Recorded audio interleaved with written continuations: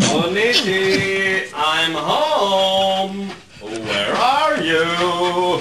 קוניטי, הגעתי מוקדם היום, מותק. איזה יופי. אוי, אני שמחה. מה שלומך? איך היה בעבודה? מה זה? כלום. מה זה כלום? יש שם מישהו. מה פתאום? זה המיטה בולטת ככה. אני אמרתי לך שצריך לקנות מזרון חדש. אני לא מאמין. מה, לי אתה לא מאמין? אני רוצה לבדוק. לא, אל תיגע. למה? עצור! אתה תקלקל את האחריות. נכון.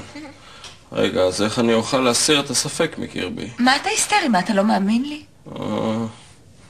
אני יודע. בוא. אוקיי, I take your word.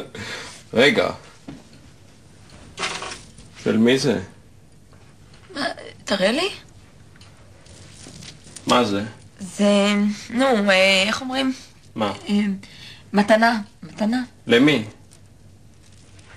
לאמא שלך, יש לה יום הולדת. לאמא שלך יש יום הולדת. אמא שלי! לאמא שלי! לאמא שלי קוראים חיה. תראה לי? אני לא מאמינה! הצורף הזה חסך בזהב! מי זה? האזרבייג'ני מהפינה? כן. טוב, אני אדבר איתו. בטח. רגע, ושל מי זה? מה? ושל מי זה? ושל מי זה? תראה, זה שלי, אני קניתי היום... מה דעתך? תראה, חדש, אופנה. מה אתה אומר? מתאים לי? גם הנעליים. וממתי את מעשנת? אני מעשנת בחיים לא. זה פשוט בשביל האוטפיט ככה.